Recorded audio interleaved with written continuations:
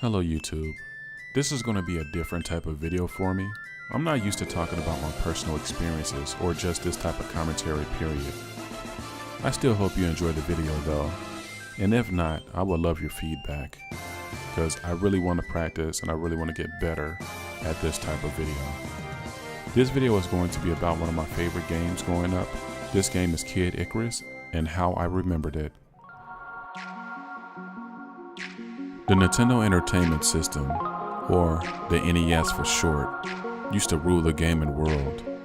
I can still remember the day clearly when my dad bought this game from my mom. I can remember being a little bit disappointed because Metroid and Castlevania was the talk of all my classes growing up. We already had Castlevania, but we didn't get Metroid until much later in Nintendo's life cycle.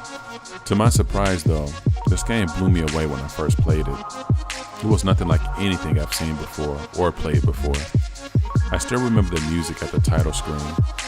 It was so good and it left a lasting impression on me.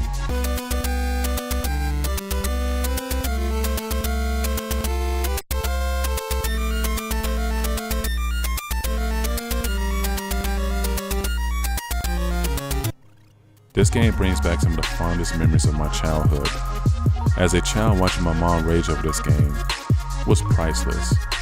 This game had such an impact on me as a kid that I would mimic Pit.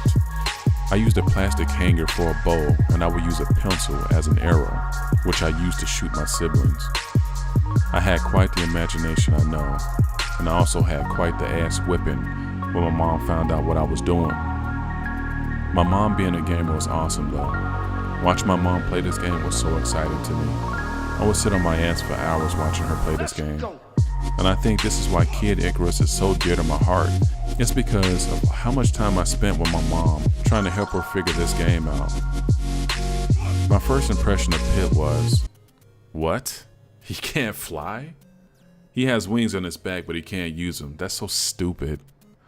The second thing I noticed about this game, the game had a dark atmosphere to it. Not like Castlevania or Metroid, but it was still pretty frightening. You are a kid angel alone, by the way. You're fighting hordes of relentless creatures. You got so many environmental hazards and eggplant wizards. Oh my goodness, eggplant wizards.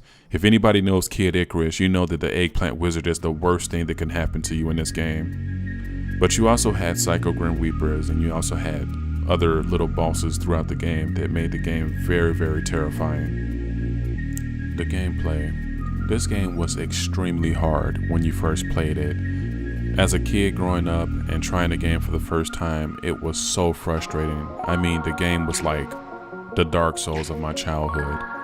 World 1 was like the most notorious for being the hardest level to get off of because you're starting off fresh, you have no hearts, which by the way, the hearts are used as currency just like Castlevania 2. But in World 1, you have no currency, you have low health, and you have no feathers just in case you fall off of a ledge. So the game was really, really hard.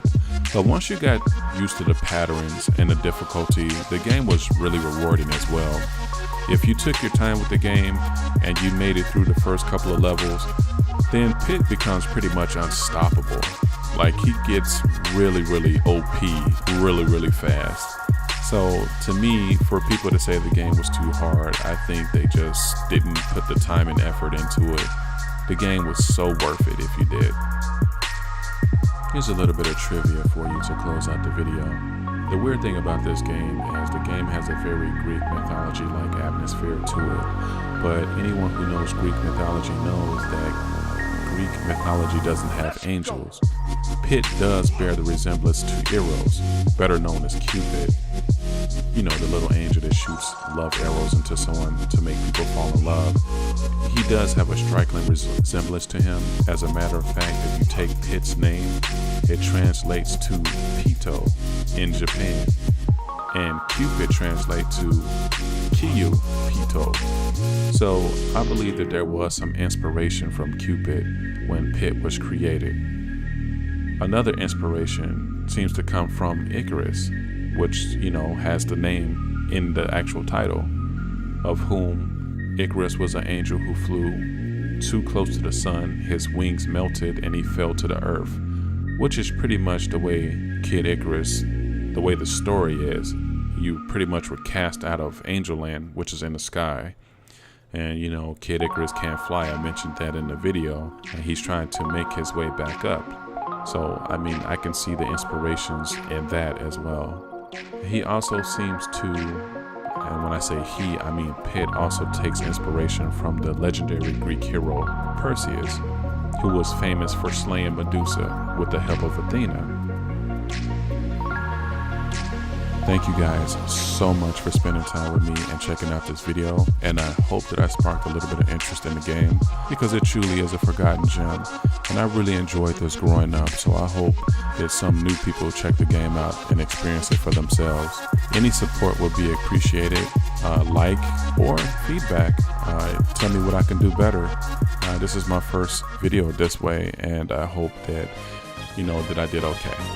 But I'll catch you guys in the next video, and catch you later.